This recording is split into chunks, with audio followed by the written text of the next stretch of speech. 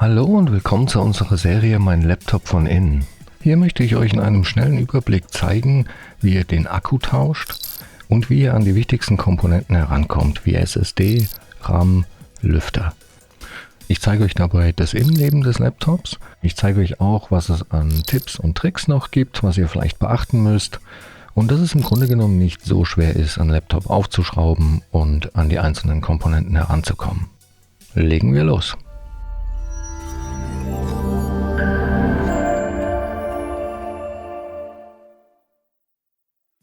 So, wir haben hier ein HP ProBook und zwar ein 440G6 und ich zeige euch auch gleich, wie ihr an die genaue Modellnummer herankommt, aber zuallererst trennen wir mal das Laptop vom Ladekabel.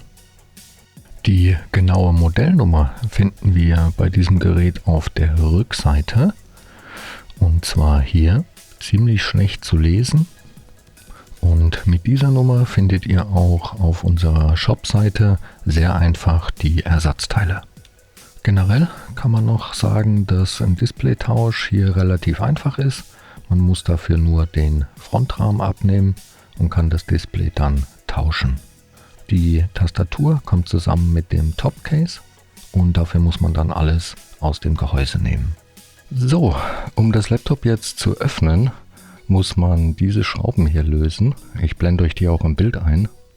Und zu beachten ist da eigentlich nur, dass diese Schrauben hier im Gehäuse bleiben. Die werden also nur gelockert und nicht vollständig rausgenommen.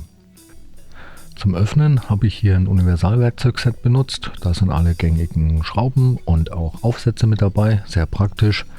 Ich verlinke euch das auch in der Videobeschreibung, falls ihr da Interesse habt. Und als Aufsatz nehme ich hier einen Kreuzschraubendreher und zwar ein PH0.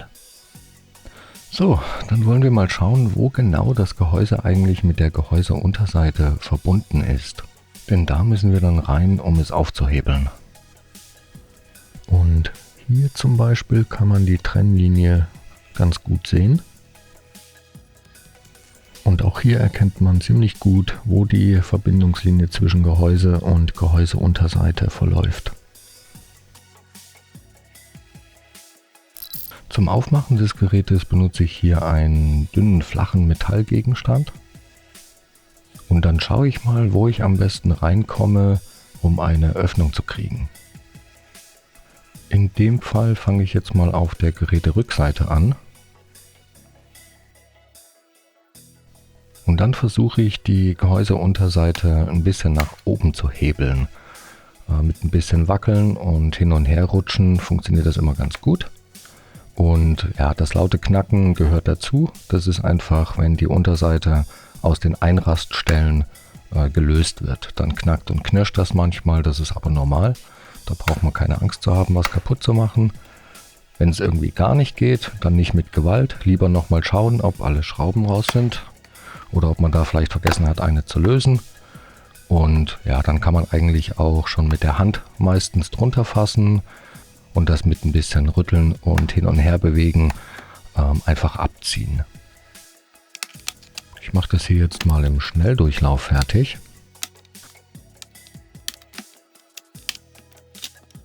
So, jetzt da wir die Unterseite gelöst haben, könnt ihr sie auch mal von innen sehen. Und so sieht dann das Gerät von innen aus. Gut, bevor wir jetzt irgendetwas weiteres machen, trennen wir aber auf jeden Fall erst einmal den Akku vom Mainboard, dass das Gerät auch wirklich keinen Strom mehr hat. Und den Akku sehen wir hier. Und der ist in dem Fall direkt auf dem Mainboard mit verbunden. Das heißt, wir nehmen den Akku komplett raus. Dazu lösen wir diese Schrauben hier. Und dann haben wir gleich zwei Fliegen mit einer Klappe. So, den Akku kann man dann einfach aus dem Gehäuse nehmen. Der geht manchmal, so wie hier, ein bisschen schwerer. Das ist aber kein Problem. Einfach drunter greifen und ihn nach oben ziehen, bis er dann aus dem Stecker gelöst ist. So, was können wir noch sehen? Wir sehen hier noch Platz für eine 2,5 Zoll Festplatte. Hier sehen wir den RAM mit einer Abdeckung.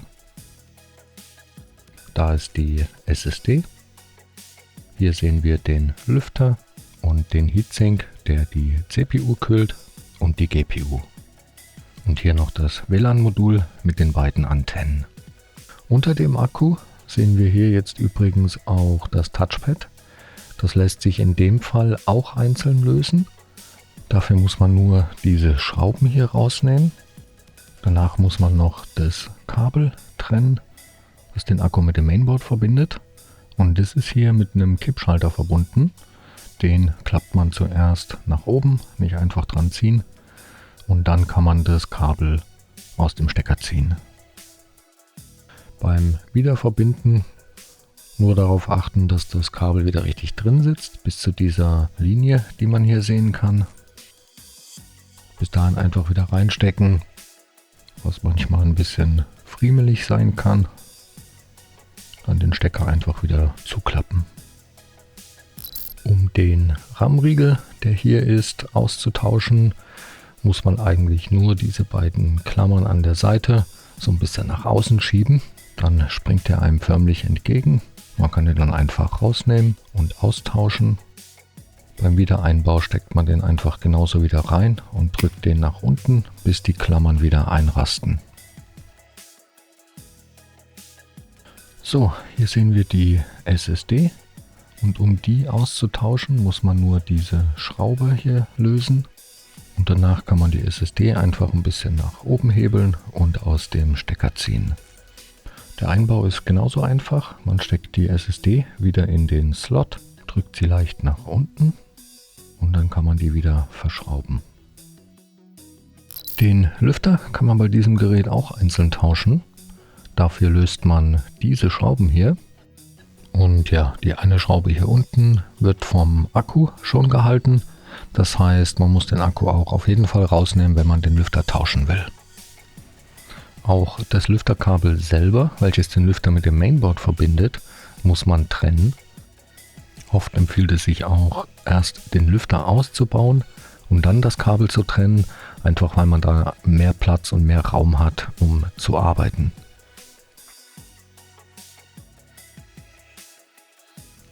Sind die Schrauben dann entfernt, kann man den Lüfter einfach aus dem Gehäuse nehmen. Und hier ist es so, dass die Kabel sehr dünn sind. Da sollte man also nicht direkt dran ziehen, eher versuchen, den Stecker seitlich zu fassen und dann mit ein bisschen hin und her rütteln rauszuziehen.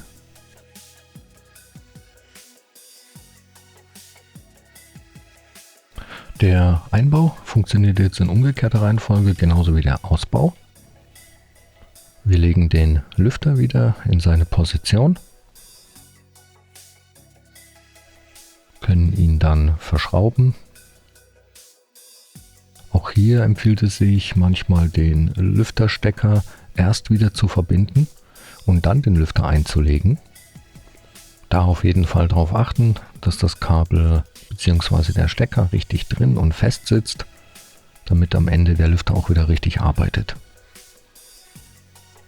Und ja, schon hat man den Lüfter getauscht.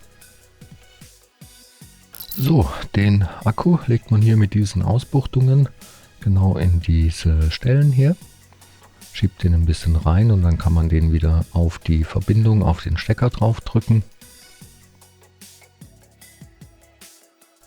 Dann natürlich noch verschrauben und so einfach ist das.